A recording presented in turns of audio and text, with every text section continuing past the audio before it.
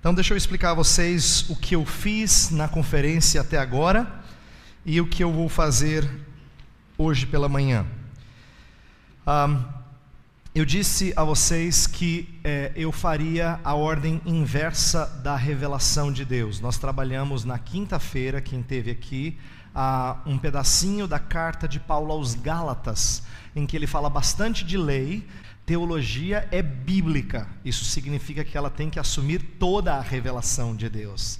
Então, quando eu fiz isso, estou ensinando a vocês, em especial os alunos da Charles Spurgeon, a necessidade da gente olhar para toda a revelação, a fim de que nós entendamos o desenvolvimento dela e o que ela significa. É claro que em certos momentos da história não está tão claro tudo aquilo que Deus vai mostrar. Mas hoje eu vou tentar explicar, à luz do que nós já falamos, o que Deus queria expor aqui. Isso aqui é uma parte pequenina de uma série que eu estou fazendo na igreja onde eu sou pastor, lá no estado de São Paulo, na cidade de Limeira.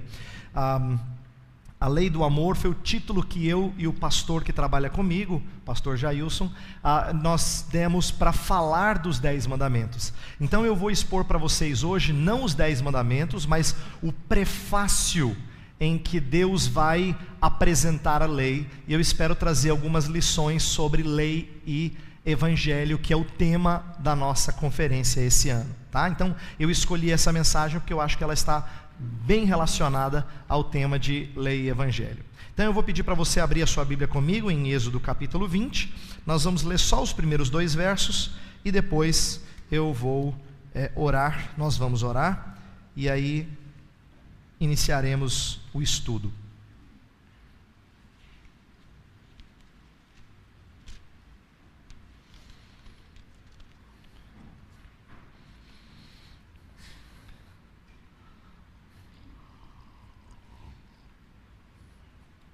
Êxodo 20, versos 1 e 2. Diz assim a palavra do Senhor: Então falou Deus todas estas palavras: Eu sou o Senhor teu Deus, que te tirei da terra do Egito, da casa da servidão. Deixa eu colocar algo importante como introdução nessa mensagem. Nós vivemos tempos de imoralidade. E por tempos de imoralidade, eu quero destacar uma coisa que o pastor que trabalha comigo lá em Limeira, pastor Jailson, ele quando foi pregar a primeira mensagem que introduziu essa série lá na nossa igreja, ele começou com um texto em Timóteo, carta de Paulo a Timóteo, em que Paulo fala assim, que nos últimos dias, quer ver? Abra a sua Bíblia só para você acompanhar o que eu vou dizer aqui. 2 Timóteo 3, eu quero começar com o verso 1 mesmo. 2 Timóteo 3, a partir do verso 1. E eu vou ler até o 4 por hora. Sabe, porém, isto: nos últimos dias sobrevirão tempos difíceis, pois os homens serão egoístas, avarentos, jactanciosos, arrogantes, blasfemadores, desobedientes aos pais, ingratos, irreverentes, desafeiçoados, implacáveis, caluniadores, sem domínio de si, cruéis, inimigos do bem, traidores, atrevidos, infatuados, mais amigos dos prazeres que amigos de Deus. Que lista, hein? Nos últimos dias os homens serão assim. O que eu quero começar destacando nessa mensagem? Olha o adjetivo que encabeça essa lista: pois os homens serão egoístas. Egoístas. O que eu quero destacar com isso? Egoísta significa literalmente amantes de si mesmos. Olha que interessante, os homens serão amantes de si mesmos. Por que é importante eu destacar isso? Porque isso é exatamente o oposto daquilo que Deus vai propor na sua palavra. Quais são os 2 grandes mandamentos? Amar a Deus sobre todas as coisas e o próximo como a si mesmo. Quando o texto fala que eles são egoístas, significa que o amor que eles têm por si é um amor desordenado.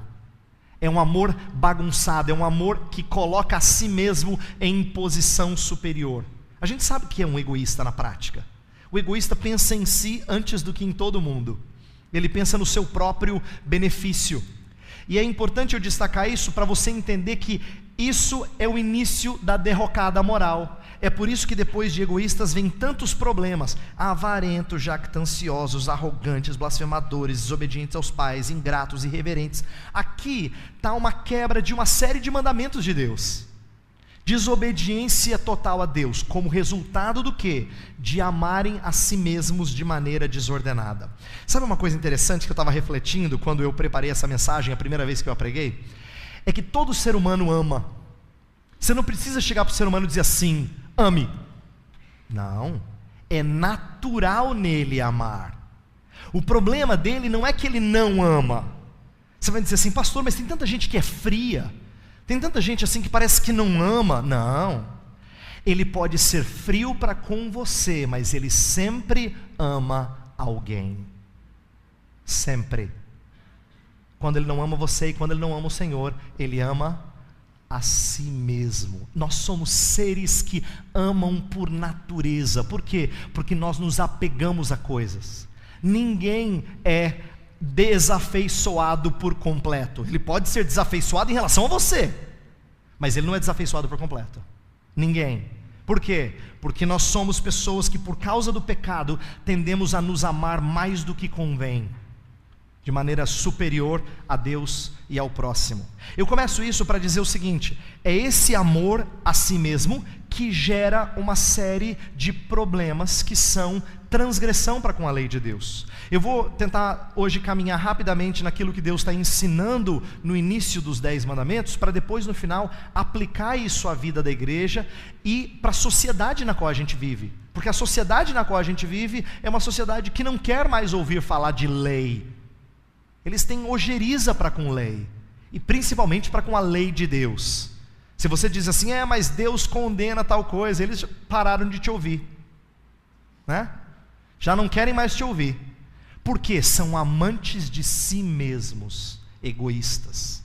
E isso resulta numa série de pecados e de quebras da lei de Deus. Portanto, eu quero olhar para o início dos 10 mandamentos, para aquilo que a gente chama de prefácio, para mostrar aquilo que Deus tem a nos ensinar sobre a sua lei, tá? E eu vou iniciar com reforçando um ponto que eu disse nas palestras anteriores, mas agora eu quero mostrar em termos de dados para você. E fica tranquilo se você não conseguir anotar tudo, mas é só para mostrar para você algo que depois você pode estudar quando vir o vídeo e acompanhar os slides. Olha só que interessante.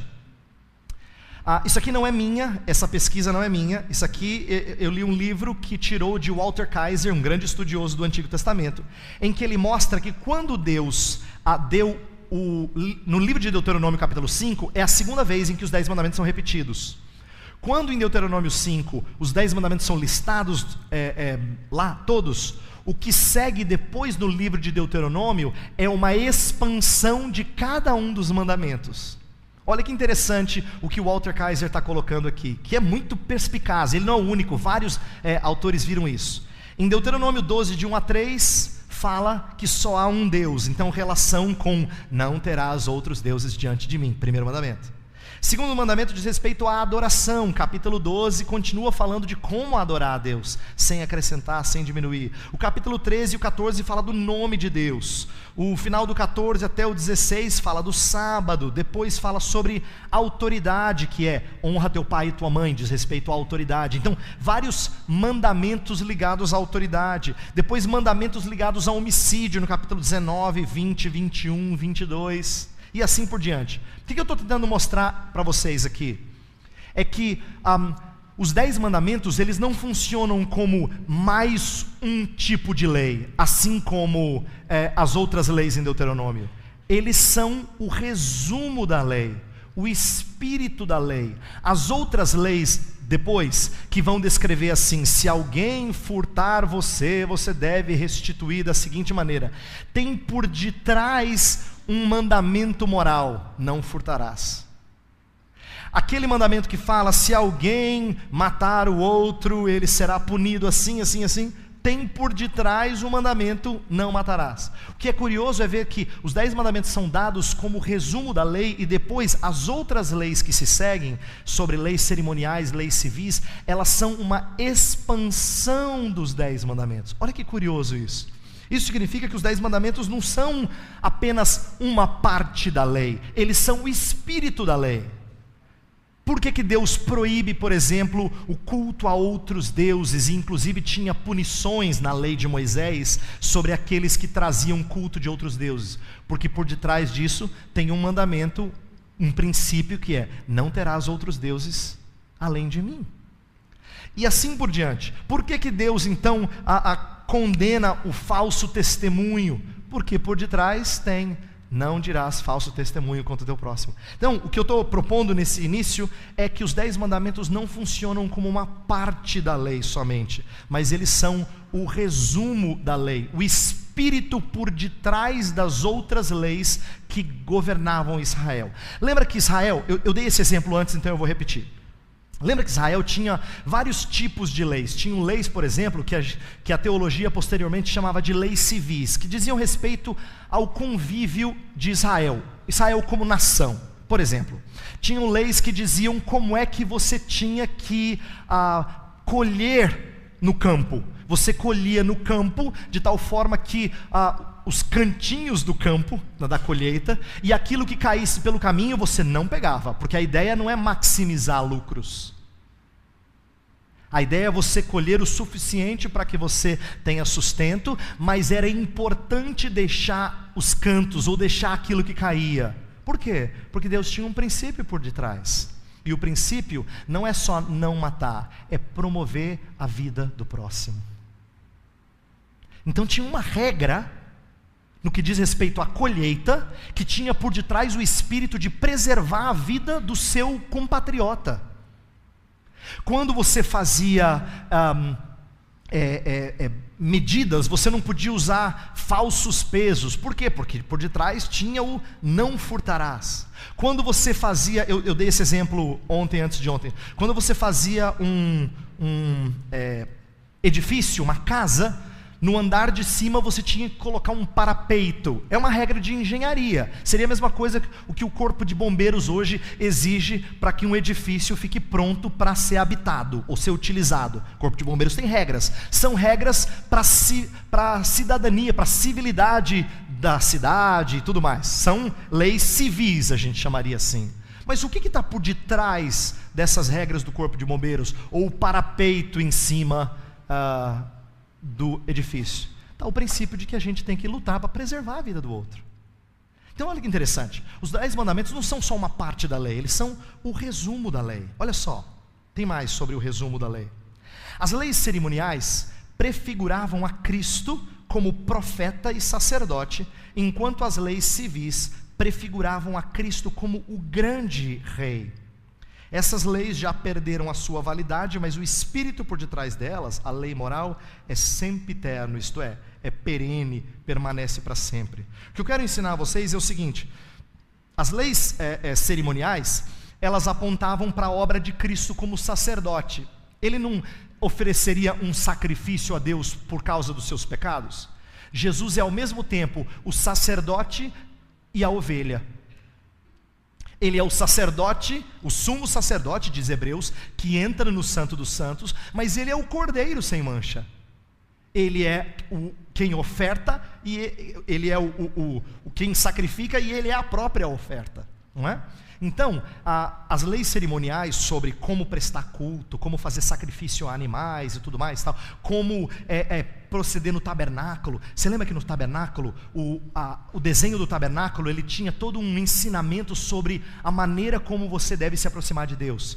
Se você já viu o desenho de um tabernáculo do Antigo Testamento, você vai lembrar que quando você entra no portão tem o altar. O altar é onde você oferece o sacrifício. Passado do altar você tinha a bacia de bronze, porque depois de ter seus pecados perdoados, agora você iria se lavar, se purificar para entrar no santo lugar. No santo lugar você tinha pães, luzes e assim por diante. Quer dizer, tudo aquilo era simbolismo para você chegar no lugar santíssimo, o chamado Santo dos Santos, onde a Arca da Aliança estava lá. O que era isso tudo? Deus não estava ensinando que Ele de fato habita numa caixa chamada arca. Ele estava ensinando ao povo de Deus como é que se aproxima dele. Quando Jesus Cristo chega, não precisa mais de arca da aliança, porque Ele já ensinou o seu povo através de símbolos como é que isso ensinava, como é que isso representava a aproximação a Deus. Então, as leis cerimoniais, elas mostram a Cristo como sacerdote e Cristo como profeta. Por quê? Porque uma das coisas que Cristo fazia era ensinar a lei de Deus. Ele veio, ele disse: eu vim cumprir, fazer a vontade do meu Pai. E a vontade do meu Pai dizia respeito a obedecer aquilo que agrada ao Pai. E como profeta, então, ele era um mestre da lei. É isso que o profeta fazia. Ele ensinava a lei, ele mostrava como a lei se aplicava ao seu povo. E nesse sentido, Jesus Cristo é o profeta. Mas ele também era o grande rei. E as leis civis dizem respeito a Jesus Cristo como o grande rei. O que eu quero dizer com isso? Tudo aquilo que dizia respeito ao Estado de Israel se cumpriu em Cristo, porque Ele agora é o dominador que não vai mais se conter a uma nação somente, a esta nação, mas também as demais nações. Você lembra que antes, no Antigo Testamento, para uma pessoa que não era judia ser uma seguidora de Deus, essa pessoa tinha que se tornar um prosélito. O prosélito é aquele que não nasceu em Judá, mas ele segue as regras de Judá. Então, se ele fosse vamos supor que ele fosse da Assíria, ele queria ser um judeu, ele creu no Deus de Israel, ele tinha que passar pelos mesmos ritos, tinha que ser circuncidado, tinha que obedecer os mesmos ritos, ele tinha que se tornar um prosélito. A partir do Novo Testamento, isso não é mais exigido, porque essas coisas eram apenas figuras. Então, agora você não tem que fazer parte da nação de Israel, porque o povo de Deus agora transcende a nação de Israel. Também dizia respeito aos israelitas, mas não somente aos israelitas. Agora o reino de Deus não tem fronteiras, ele é como um grão de mostarda, começa pequenininho assim, mas se torna uma grande planta. Então Jesus Cristo está ensinando como agora as leis civis terminaram o seu propósito, aquilo para o qual apontavam. Mas o que eu vou defender aqui no resto da mensagem é que, embora as leis cerimoniais e civis elas tiveram o seu papel, o espírito por detrás delas sempre permanece. Seria mais ou menos o seguinte, deixa eu explicar a você. Quando o Brasil era uma monarquia, tinham regras sobre impostos. As regras de impostos na monarquia não se aplicam mais ao nosso tempo hoje no século 21. Mas o princípio por detrás de que parte do nosso dinheiro precisa ir para o órgão que governa a nação continua valendo. Então presta atenção para eu lhes ensinar uma coisa. O preceito pode mudar, a regra em si pode mudar. Antigamente era de um jeito, hoje é outro. Mas o princípio por detrás não pode mudar. Porque o princípio por detrás tem algo de justo nele. É isso que a gente tem que aprender. O preceito pode mudar. Na época da monarquia era uma coisa, hoje no século 21 é de outro jeito. Mas o princípio permanece. Então boas leis têm que ser cunhadas a partir de bons princípios. Porque o princípio é o que permanece durante gerações.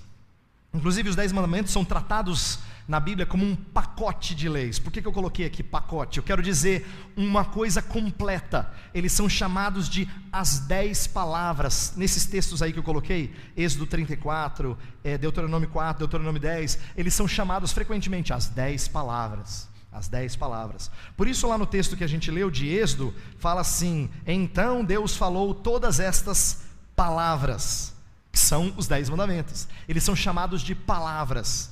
E eles são tratados como um pacote, eles são chamados de 10 palavras. Por isso que eu defendo a validade desses mandamentos, porque eles não são só preceitos, eles são princípios, aquilo que está por detrás de cada regra. Tá? Eles são princípios eternos da vida com Deus. Os 10 mandamentos foram dados num contexto de aliança. Lá em Deuteronômio 5, que é a outra versão dos 10 mandamentos, a outorga da lei no Sinai foi um código de uma aliança. Então se você abrir comigo lá no capítulo 5 de Deuteronômio, Deuteronômio 5, a partir do versículo 2.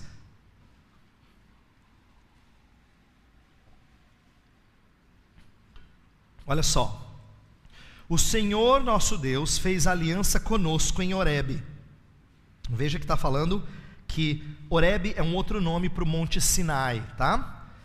Deus fez aliança conosco em Horebe. Não foi com nossos pais que fez o Senhor essa aliança, e sim conosco, todos os que hoje aqui estamos vivos. Face a face falou o Senhor conosco no monte, no meio do fogo. Olha só, esse texto está sendo apresentado como, os 10 mandamentos estão sendo apresentados como o código que norteia a aliança.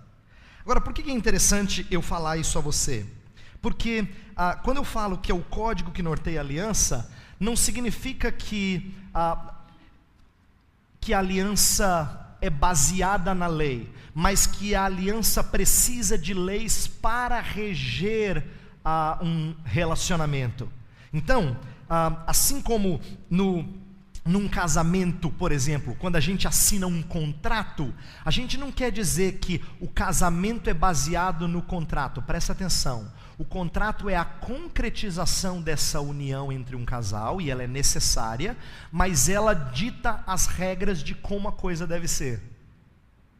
Então assim, você não vai dizer assim, eu amo, mas eu amo do jeito que eu quero. Eu vou tratá-la bem se eu quiser, se eu estiver sentindo bem. Se eu não estiver me sentindo bem, eu não vou tratá-la bem. É claro que a lei, ela é colocada para quê? Exatamente para proteger as partes, para ditar como é que um relacionamento funciona. É a mesma coisa com um contrato de aluguel. Você não diz assim para a pessoa que você está alugando, vamos fazer um trato de confiança, e assim, se eu quiser pagar, quando eu quiser pagar eu pago. É claro que não funciona assim. Por quê? Porque um contrato, ele dita as regras daquele relacionamento. Ele pode até confiar em você, mas se foi feito um contrato, tem regras que ditam como é que essa confiança é mantida. Então, o que eu quero explicar para vocês é que Deus dá regras para direcionar como é que é esta aliança. Agora, por que Deus dá essas regras? Então vamos lá, para 3 razões importantes que revelam o caráter de Deus. E eu disse várias vezes aqui nos últimos 3 dias que a lei de Deus, a lei moral, expressa o caráter de Deus. Olha só. Deus é o Senhor. O que significa isso? Se você voltar lá para Êxodo 20, vai dizer assim: então falou Deus todas essas palavras: eu sou o Senhor teu Deus. Esse eu sou o Senhor teu Deus, ele está mostrando a sua soberania. O fato de Deus ser soberano já bastaria para você ter que obedecê-lo. Já bastaria para exigir obediência. Ele é o soberano, ele é o seu Criador.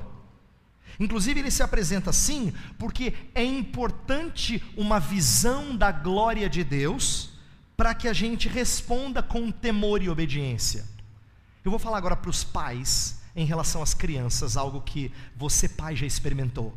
Você já percebeu como criança às vezes responde bem ao temor que elas têm dos pais? Você fala alguma coisa assim e ela não responde. Filho, vai fazer tal coisa. Filho, meu filho, faça tal coisa. Para alguns de nós, isso pode parecer braveza assim do pai, da mãe. Não, eu não faço essas coisas, pastor. Eu sou uma pessoa calma, tranquila. Mas temor na Bíblia é visto como saudável. Eu não estou falando de ira desenfreada. Estou falando de temor. Quer ver uma coisa? Quando Deus se apresentou ao povo lá em Êxodo 19, que é o capítulo antes de Êxodo 20, quando ele dá os 10 mandamentos, como é que ele se apresenta ao povo? O que está acontecendo no monte? Tem fumaça, tem trovão, tem barulho, e o povo está temeroso. Mas Deus quer que o povo tema a Ele, não para fugir dele. Deus trouxe o povo do Egito para ser próximo, e Deus se mostra próximo desse povo. Deus anda com esse povo de dia, através de uma coluna de nuvem, a nuvem, à noite, símbolo do fogo. O ponto é mostrar que Deus não está distante do seu povo, mas o povo não ouse tratar Deus como se fosse um igual. Ele é Senhor. Ele é Senhor. Então a lei de Deus é trazida para que o povo tema. E é importante que tema. Inclusive, voltando para a aplicação de pais, tem pais que perdem de vista isso e acham que, olha, eu quero ser amigo do meu filho. Eu quero que ele me veja como um amigo. Isso é um problema. Por quê? Porque você quer dizer com isso que você não quer impor autoridade. Lembra, Abraão era amigo de Deus, nem por isso ele não temia a Deus. Então nós podemos ser amigos sem deixar com que o temor esteja presente. Inclusive é saudável que o temor esteja presente. Faz parte de boa educação dos filhos. Por isso é importante a gente entender como nós aprendemos como ser pais com o nosso Pai Celestial. Ele sabe tratar dos seus filhos. Ele sabe tratar dos seus filhos. E ele se apresenta como Senhor. Mas a segunda maneira dele se apresentar é como Redentor. Olha só o que ele diz no versículo 2. Eu sou o Senhor teu Deus, que te tirei da terra do Egito, da casa da servidão. Ele diz assim, olha, você é meu porque eu te fiz, mas você é meu uma segunda vez, porque eu te remi. Nós somos de Deus duas vezes. Ele nos fez, Ele tinha todo o direito de exigir tudo de nós, mas Ele foi lá e nos resgatou. E Ele está dizendo isso para o povo de Israel. Eu te criei e eu te remi, então agora você é meu de novo. Olha que interessante, Deus está dando uma outra razão para que você responda a Ele com graça, com obediência, com gratidão. Perceba que Deus não está falando assim, obedeça a lei e eu serei o seu Redentor. Não é isso que Deus está falando. Deus está falando, eu te remi, agora responda a mim com obediência. Eu te resgatei, agora responda a mim com amor. Deus traz a iniciativa de se apresentar como Redentor, e Ele pede que isso venha como resposta à nossa obediência. Perceba, não é a lei que promove a salvação, é a salvação que promove a lei. É o Evangelho que promove a lei na vida do povo de Deus. Inclusive, eu gosto da maneira como o Salmo 100 apresenta isso, conecta os dois primeiros pontos, Deus é Senhor, Deus é Redentor. Ele fala assim, somos o seu povo, ele fala assim, Salmo 100, versículo 3, deixa eu ler rapidamente para vocês. Sabei que o Senhor é Deus, esse é o texto que eu quero destacar. Sabei que o Senhor é Deus, e dele somos o seu povo, e rebanho do seu pastoreio. Presta atenção, a primeira parte do verso 3, fala que nós somos de Deus, porque Ele nos criou. Sabei que o Senhor é Deus, foi Ele quem nos fez. Deus como Senhor, nosso Criador. Somos o seu povo, rebanho do seu pastoreio. Deus como nosso Redentor. Veja, Deus dá duas razões para que você responda a Ele com obediência. E a terceira razão mostra que Deus é legislador. E como legislador, Ele estabelece limites. Suas leis são limites. Mas limites não devem ser vistos negativamente. Às vezes, quando a gente é mais novo, principalmente adolescente, assim, às vezes cria esse espírito. Mas criança desde pequena já começa a mostrar isso, por causa do nosso pecado. A gente acha que a lei dos nossos pais ela é muito boba, ela é muito desnecessária, é muito brava. Parece que é só não. Inclusive, quem lê os 10 mandamentos, sem um coração trabalhado pelo Evangelho, acha que Deus é muito proibitivo. Só tem não. Não terás outro Deus diante de mim, não farás para ti imagem de escultura, não tomarás o nome do Senhor teu Deus em vão, não matarás, não furtarás, só tem não. E é verdade, dos 10 mandamentos tem 8 que começam com não. 8. Você fala, não, esse Deus é muito bravo. Mas na verdade, é importante que a gente entenda que quando o Senhor e o Redentor, que sabe melhor do que nós, Ele estabelece limites do que a gente pode ou não pode fazer, Ele está fazendo isso para o nosso bem. Quando você proíbe o seu filho de atravessar a rua sem que seja dando a mão para você, você está proibindo, mas é para o bem dele. Você está dizendo, olha, não pode voltar a tal hora sozinho. Você está proibindo por quê? Para o bem dele. Quando Deus criou o peixe e colocou limites como as águas, Ele está dizendo para os peixes, não saia das águas, porque esses limites que eu te dei são para o seu bem. Se o peixe sai da água, o que acontece? Morre. Os limites de Deus são para o nosso bem. Eles promovem bem-estar. E eles são um contraponto no sentido de que a sociedade inteira está caminhando para o faça o que o seu coração mandar.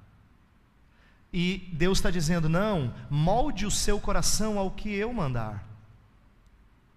É bem diferente, é um contraponto em relação à nossa sociedade. Então veja só, Eu quero mostrar que esse código, ele é um código perpétuo. Perpétuo. Por quê? Veja que interessante. A aliança não é somente para os que estavam em Horebe, mas a todos os que estão debaixo da lei do Senhor. Voltando lá em Deuteronômio 5. Deuteronômio 5, não sei se você observou isso, ele fala uma coisa que parece muito estranha a princípio. Ele fala assim no versículo 3: não foi com nossos pais que fez o Senhor esta aliança, e sim convosco, todos os que hoje aqui estamos vivos. Face a face falou o Senhor conosco no monte no meio do fogo. Tem uma coisa aqui que eu preciso te dizer da história de Deuteronômio para você entender esse verso. Quando o povo saiu do Egito, Êxodo 20 está logo no comecinho da história da caminhada no deserto. Foi nos primeiros meses. Mas por causa da desobediência do povo, Deus fez o povo andar pelo deserto por quanto tempo? 40 anos. Para quê? Para que aquela primeira geração morresse. Deus deixa isso muito claro. Para que aquela geração morresse. E agora a próxima geração, que tinham poucos remanescentes, Josué, Caleb, que foram fiéis ao Senhor, essa próxima geração entrasse na terra. Portanto, os adultos que saíram do Egito não entraram, quase nenhum entrou em Canaã. Os que eram responsáveis por seus atos, eles não entraram. Essa geração se foi, uma nova geração veio. Agora presta atenção, a nova geração, alguns deles não estavam lá no monte, alguns não tinham nem nascido. E o que é que Moisés fala em Deuteronômio? Ele fala assim: não foi com os nossos pais que Deus fez aliança, foi com vocês. Alguns podiam dizer: mas eu não estava lá, como é que foi comigo? Então agora vem um princípio importante que eu quero que você aprenda. Quando Deus faz aliança, Ele nunca faz aliança só com a geração presente, Ele faz com todos os representados.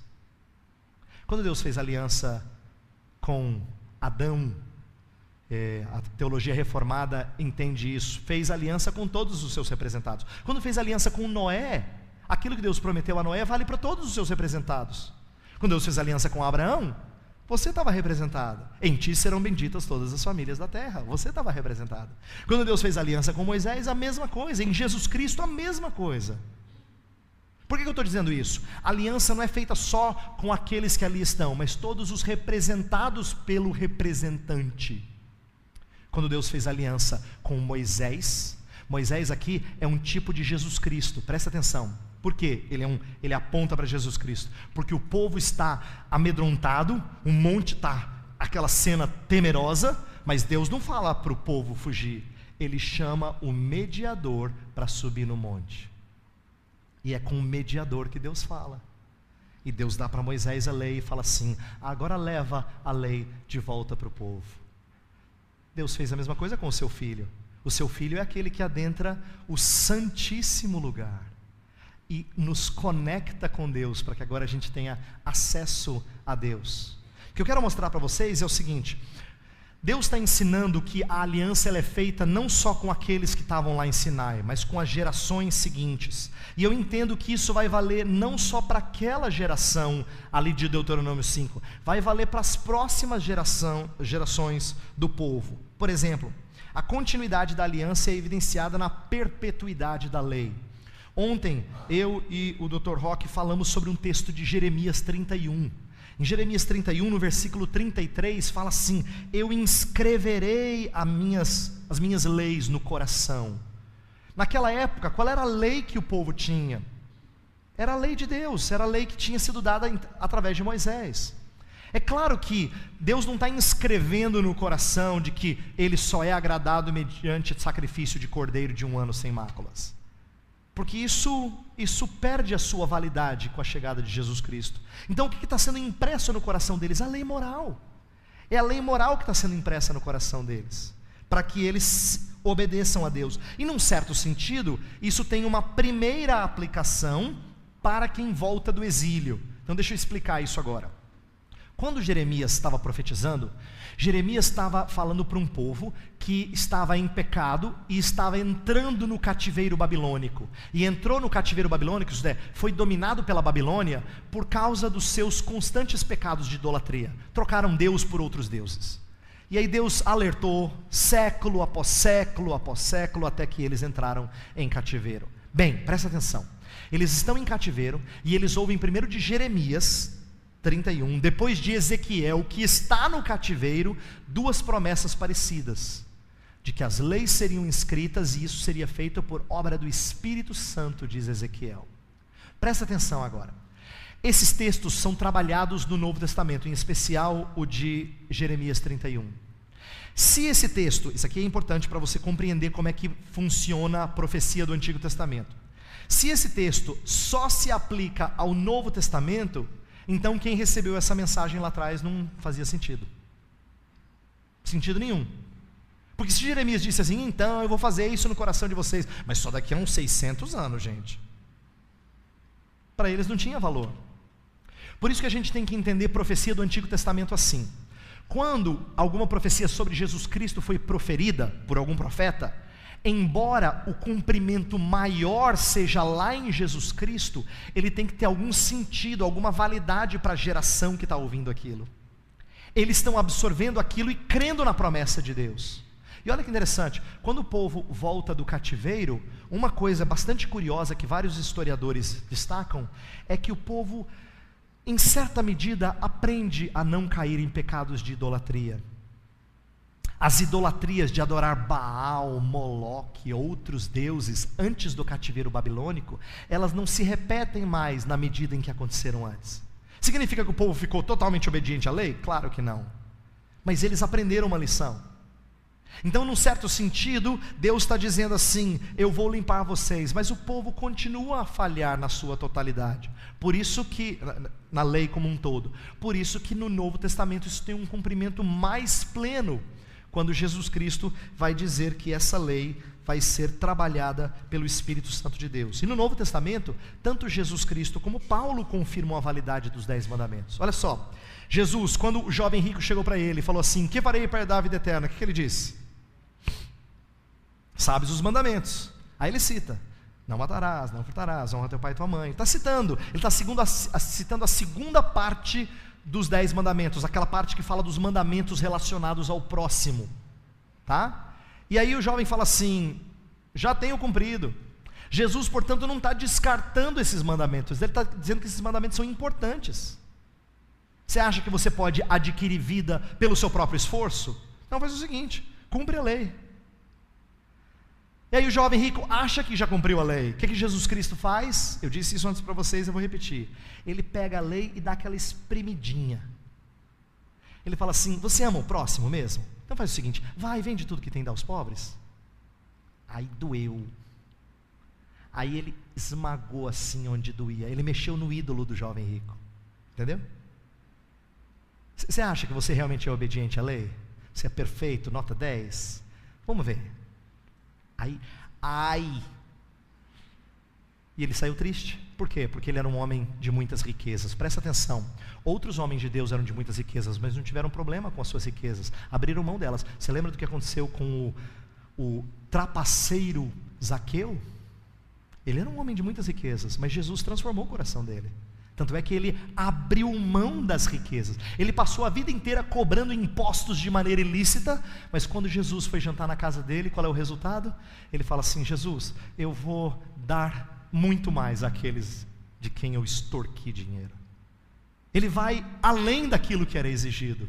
Por quê? Porque ele queria romper com esse ídolo, que era o dinheiro. Olha que interessante.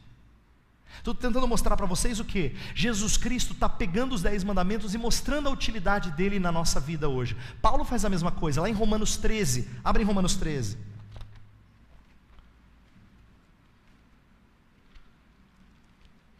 Romanos capítulo 13. Ele está dizendo assim, versículo 8 em diante. A ninguém fiqueis devendo coisa alguma, exceto o amor com que vos ameis uns aos outros. Pois quem ama o próximo tem cumprido a lei. Pois isto, não adulterarás, não matarás, não furtarás, não cobiçarás. Está vendo? Está citando os 10 mandamentos. E se há qualquer outro mandamento, tudo nesta palavra se resume. Amarás o teu próximo como a ti mesmo. Então ele está mostrando o amor como sendo o cumprimento da lei.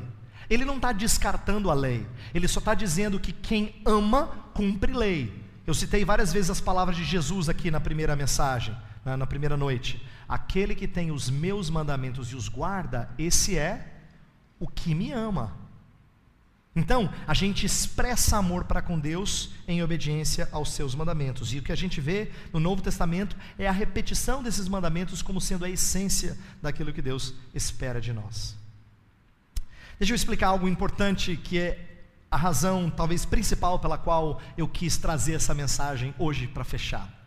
É que os 10 mandamentos, eles, diferente do que as pessoas pensam, não é um momento em que Deus vai falar assim: olha, eu vou trazer 10 palavras e ai de você se você não obedecer. Antes de Deus trazer 10 palavras, Deus age de maneira graciosa com o povo. Olha que interessante. A iniciativa redentora de Deus precede a sua ação legislativa. O Êxodo é o evangelho colocado no cabeçalho da lei. O que eu quero dizer com isso? Deus não começa, ai de você se você tiver outro Deus além de mim. Não é assim que ele começa.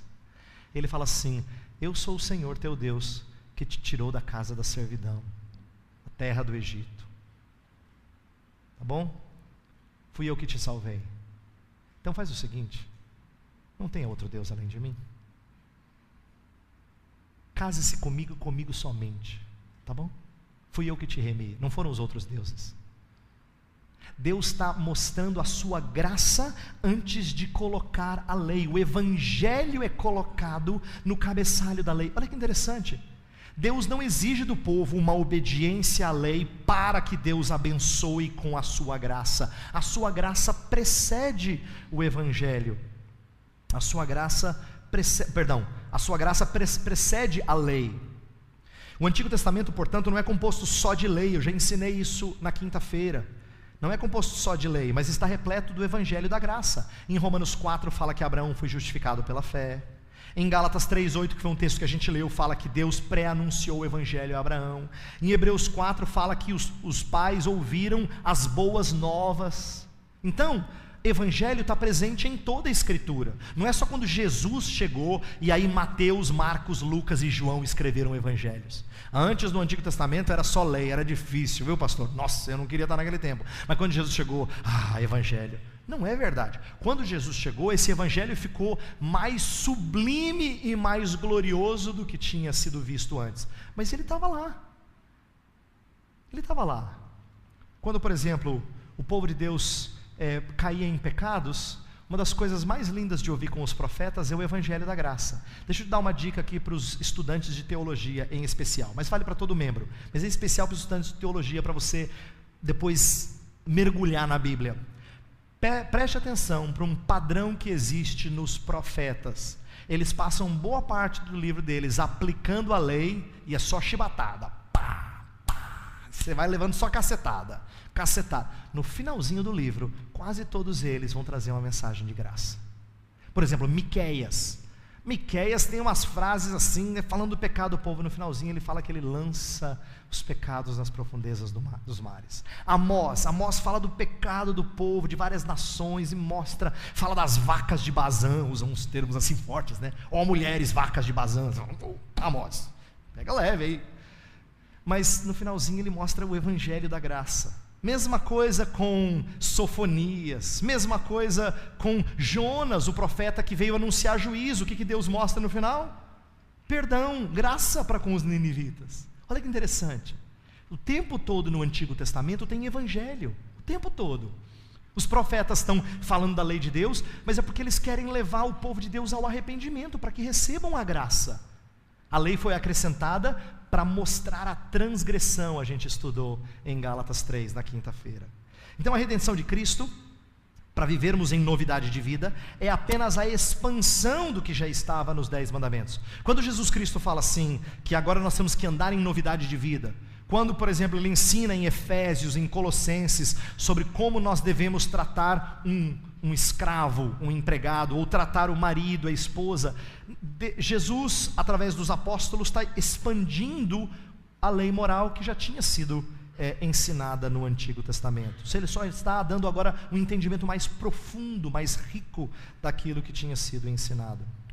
E olha que interessante, na igreja lá de Limeira, onde eu sou pastor, nós chamamos a série sobre os 10 mandamentos de A Lei do Amor. É interessante isso, porque a maioria das pessoas entende lei como sendo falta de amor, né? que quem coloca lei parece que é para espizinhar assim. Mas na verdade a lei de Deus é a lei do amor. Por quê? Porque é a lei que provém do amor de Deus. Eu sou o Senhor teu Deus que te tirei da terra do Egito, da casa da servidão, não é? Deus faz isso amorosamente. Ele remiu o povo e depois ele dá as regras para o seu povo. Então é a lei que provém do amor de Deus. É a lei que expressa o nosso amor por Deus. Por quê? Quando você fala assim, não vou ter outros deuses além do Senhor, você está dizendo que o Senhor é o seu exclusivo. A minha porção é o Senhor, nele eu me alegrarei, diz o salmista. A minha porção é o Senhor, o que eu quero é o Senhor. Eu não quero outras riquezas, o que eu quero é o Senhor. O Senhor é a minha alegria. Ele está expressando amor para com Deus. Se ele não adora a Deus segundo imagens, ele está adorando a Deus do jeito que Deus quer. Se ele não toma o nome de Deus em vão, é porque ele se preocupa com a reputação e o nome de Deus. Se ele guarda um tempo para o Senhor, é porque ele entende que o Senhor é precioso para ele. Os 4 primeiros mandamentos dizem respeito ao nosso amor por Deus. Então a lei expressa o nosso amor por Deus. E por último, a lei resume nosso amor pelo próximo. Afinal de contas, não dá para você dizer que você ama o próximo e você não cuida das suas necessidades. Lembra, João é muito duro em relação a isso.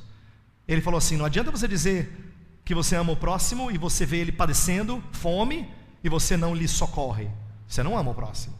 Quem ama o próximo promove a vida do próximo. Por isso que o não matarás, honra o teu pai e a tua mãe, não furtarás, não adulterarás, não dirás falso testemunho, são expressões do nosso amor para com o próximo. Inclusive, vou pegar o último mandamento para ilustrar isso. O 10º mandamento, não cobiçarás. Ele é um mandamento que Paulo disse, se não fosse a lei dizer isso, eu nem sabia que isso era pecado. Por quê? Porque o homem sem Deus, ele até entende que atitudes externas são pecaminosas, mas ele não consegue enxergar que no coração há maldade. É difícil enxergar isso. Você precisa de uma certa iluminação para enxergar isso. E ele diz, eu não teria conhecido o pecado se não fosse pela lei dizer, não cobiçarás. Então, quando a lei exige que a gente não cobice, por que ela está pedindo isso? Porque quem cobiça não tem alegria no sucesso do outro. Quem cobiça queria ter o mesmo sucesso, ou maior. Quem cobiça não se satisfaz. E uma das coisas muito lindas de ficar satisfeito é que você entende que o outro recebeu dádivas de Deus. Que bom! Eu me alegro naquilo que você recebeu. Mas tem crente que vive fazendo comentáriozinho indevido, né? Só o irmão receber alguma coisa, ele já dá aquela esfaqueadinha. Por quê? Porque ele não tem deleite no sucesso do outro. Ele não tem prazer, ele não tem alegria. Porque ele é egoísta, amante de si mesmo. Olha só o amor desordenado, olha o pecado aí. Eu quero terminar com 2 slides. Eu quero mostrar para vocês o porquê que eu acho que estudar os 10 mandamentos é tão precioso. Eu estou fazendo isso com a minha igreja agora. Eu quero mostrar para vocês porque nós temos lições para a sociedade e lições para a vida da igreja. E eu termino com essas aplicações. Primeiro, olha as lições que a gente pode trazer para a sociedade em geral, para aqueles que estão lá fora. Primeira coisa, aos relativistas, a gente tem que ensinar que moralidade só pode ter um fundamento, que é a revelação. O ateu não tem fundamento ético. Deixa eu explicar isso. Frequentemente, uma das maiores fraquezas que eu vejo na vida, na defesa do ateísmo, é que eles querem ser pessoas do bem. Veja, um ateu, ele é contra a pessoa de Jesus Cristo, ele é contra o Deus da Bíblia, mas ele não quer dizer que ele é uma pessoa má. Ele quer defender que ele não precisa de Deus para ser uma pessoa do bem. Ele quer ser uma pessoa ética. Mas olha que curioso, se ele perde a revelação de Deus, ele não tem fundamento para a sua ética. Em Êxodo 20 fala que Deus falou todas estas palavras. É fundamental que a gente ouça as palavras de Deus, a revelação de Deus, senão a gente fica sem ética objetiva. Deixa eu dar exemplos.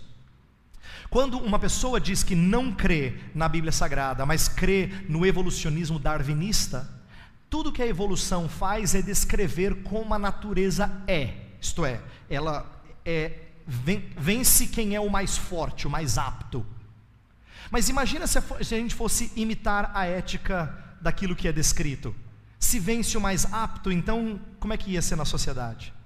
Se vence o mais forte, se o mais forte é que ganha, então que ética a gente teria no Brasil? Ninguém está contente de que os poderosos no nosso governo estejam tomando aquilo que é do povo. Por acaso, você já viu algum ateu dizendo, tá certo gente, é o mais apto que está vencendo, tá certo, é isso aí mesmo. Você já viu alguém defender isso? Não, claro que não. Por quê? Porque vai contra algo que está impresso no coração dele. Ele sabe que não está certo. Alguma coisa no interior dele diz que não está certo, mas ele diz que não há Deus, então ele não apela para as Escrituras. Então ele apela para quê? Presta atenção agora. Se ele apelar para aquilo que o seu coração diz, e não para as Escrituras, então isso não vai funcionar para todo mundo, porque tem gente cujo coração diz coisas muito ruins. Diga isso para um psicopata, faça o que está no seu coração. Hã? Não, pastor, peraí, não, você está distorcendo o que eu quero dizer. Eu quero dizer assim, que a gente tem que fazer aquilo que a maioria entende ser correto. Mas e as minorias? Vão agora ser desprezadas? Não, pastor. Eu quero dizer assim, é aquilo que é útil para as pessoas. Para o ladrão, roubar é útil. O que eu estou tentando mostrar para vocês? É que se você joga a revelação de Deus fora, você não tem fundamento para ter uma vida correta. Você vai inventar outro padrão. Você vai dizer que é o que a maioria pensa, mas aí a maioria não significa todos, então não é uma regra universal. Complicado isso. Porque hoje a luta pelas minorias é muito forte, né? Se é o que é útil, algumas pessoas acham úteis certas coisas que são más. Se é aquilo que está no seu interior, tem gente que tem coisa muito ruim no seu interior. Uma vez que você jogou fora a revelação de Deus, você não tem fundamento ético. Não é à toa que o nosso mundo anda bagunçado. Eles desprezaram a lei de Deus. Eles se tornaram amantes de si mesmos. Entendeu? Por isso que a gente tem que resgatar alguma coisa que foi perdida na nossa sociedade. Segunda lição. Para os moralistas, aqueles que falam sobre princípios, não, a gente tem que viver de maneira correta. Sabe aquele crente que você conhece, ou melhor, aquele que não é crente, mas fala assim, ó, eu gosto de vocês crentes, porque o meu negócio é a vida certa, né? Eu gosto de vocês, inclusive vou colocar meu filho numa escola evangélica, porque eu gosto de princípios, né? Ele não é crente, ele acha que igreja, mas ele gosta dos princípios, gosta dos valores, ele é um moralista. E o que a gente tem a ensinar aos moralistas? Moralidade não é a salvação de uma sociedade corrompida. Ele acha que é. Ele acha que se o Brasil fosse mais correto, estava tudo resolvido. Não. Pessoas corrompidas precisam ser salvas, a fim de que sejam feitas íntegras. O que eu quero dizer, você não tem que ter moralidade para que o Brasil seja melhor. Você tem que ter gente remida para que elas possam ser gente melhor. Aí sim você pensa no nosso país. Estou dizendo isso porque o nosso texto ensina que Deus primeiro salvou para depois dar a sua lei. Ele não deu a sua lei para depois salvar, não é? Ele primeiro salvou para fazer o povo conformar-se à sua vontade. Tenho duas últimas lições à igreja e encerro. Aos antinomistas são aqueles que estão contra a lei, não gostam da lei, esse negócio de lei do Antigo Testamento, joga fora, pastor, né? A gente tem que, o amor, o que importa é o amor, assim, são muito melados. E agora eu vou bater naquilo que eu já falei antes. Deus explicita como devemos amar. Nosso sentimento religioso não é sentimento subjetivo sem regras.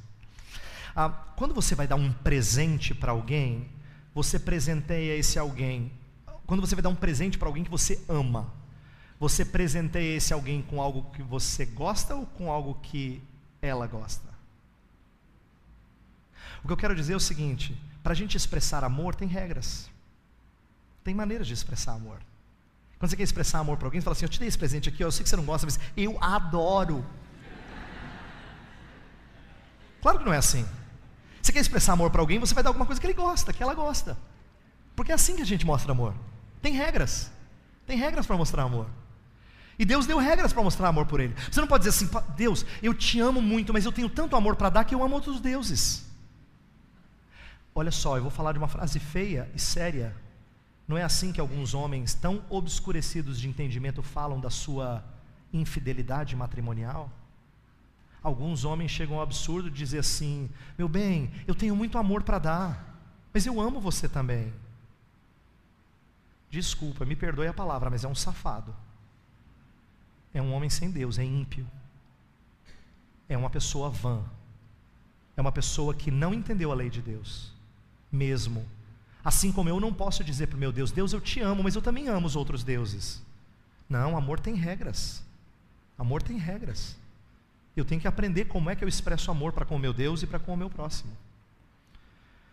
Aos legalistas, e tem um monte de legalista na igreja, gente que fala assim: pastor, gostei do senhor falar de lei, viu? Gostei, foi muito bom para essa moçada aí sem regras.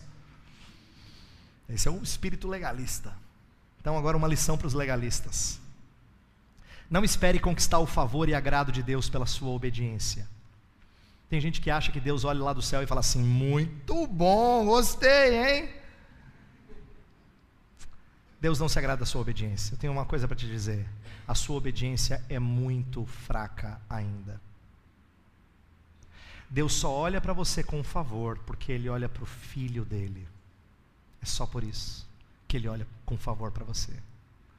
Quando Ele olha e não joga um raio do céu para fulminar você, é porque Ele olha para você através do seu Filho Jesus Cristo. Porque a sua obediência ainda é muito fraca. Você não conquista o favor de Deus. Não conquista o favor de Deus. Cristo já agradou o Pai para que você buscasse obediência sem esse fardo. Eu quero terminar dizendo uma coisa que eu tenho aprendido, que é um deleite para quem precisa de conselhos. Eu quero terminar com isso, porque isso tem sido muito rico para mim, e eu espero que seja para você. Às vezes, a gente, na nossa luta diária contra certos pecados e contra certos vícios e certas impropriedades no nosso falar, pensar, agir e assim por diante, nós ficamos muito frustrados com as nossas falhas. E a gente começa a se questionar, e a gente tem gente que chega ao ponto de dizer assim: pastor, eu não sei se eu sou crente. Eu não sei se eu sou crente, porque eu não consigo vencer algumas coisas. Eu tenho aprendido a entender que Deus não se agrada de mim por causa da minha ótima obediência. Deus se agrada de mim por causa da ótima obediência do Senhor Jesus. Mas Ele me chama para imitar a Jesus. Eu me sinto igual criança pequena seguindo o pai na praia. Você já viu criança pequena tentando pisar nas pegadas do pai? Mas a perninha dele é pequena que só. Coitado, ele estica e não chega. Aí o pai dá aquele passão bonito assim, e o menino vai atrás e ele tem que dar uns 2, 3 passos para chegar na pegada do pai. Você é assim, eu sou assim. Muitas vezes minha pegada não segue exatamente a pegada do meu Salvador Jesus. Mas o importante é que eu esteja atrás dele. E ele vai fazer a gente crescer, sabia? A igreja está sendo edificada para chegar na estatura de Cristo. Um dia eu vou dar passos iguais ao dele. Olha que dia bonito vai ser. Que dia precioso vai ser.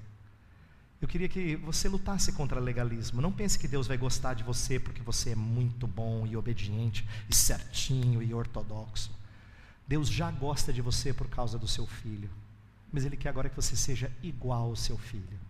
É para isso que a lei de Deus serve, para a gente aprender a dar passos como Jesus. Vamos orar?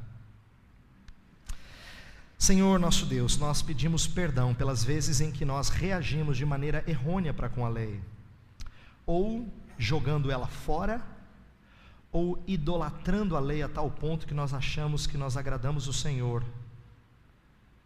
por intermédio dela. Deus, e nós temos pecado por causa de certos extremos. Nosso pedido primeiro é de perdão pela maneira como a igreja de Cristo tem desprezado a tua lei. Às vezes a igreja de Cristo não se importa com a tua palavra, com a tua santa lei. Então muda o nosso coração, faz-nos interessados em aprender com a tua lei, aquela lei que permanece para sempre. E ensina-nos, Senhor Deus, a não buscarmos Te agradar baseados na nossa obediência. Ensina-nos a compreender como Cristo Jesus é aquele que já Te agradou, que nós estamos atrás dEle, procurando crescer, procurando desenvolver nossa musculatura para que um dia sejamos da estatura dEle. Ó Senhor, nós almejamos por esse dia. Nós almejamos pelo dia em que nós seremos como Ele é. Então nós pedimos que o Senhor apresse esse dia. Diz a Tua palavra que nós temos que orar: Maranata, vem Senhor Jesus. Nós queremos encerrar essa conferência assim: ó Senhor Jesus, volta. Termina a Tua obra na vida da Tua igreja. Faz os meus irmãos e irmãs aqui desejarem ser iguais a Jesus e amarem a Jesus acima de todas as coisas, e expressarem esse amor por Jesus na maneira como eles tratam uns aos outros. Ó Deus, abençoa a Tua igreja aqui em Fortaleza, não só os irmãos da Igreja Batista Parquelândia, mas os demais que nos visitaram nesses dias. Que eles de fato amem a Ti sobre todas as coisas e procurem expressar amor por Ti por intermédio do serviço ao próximo, do socorro ao próximo. Ó Deus, nós precisamos tanto disso. Abençoa a Tua igreja. Nós oramos em nome de Cristo.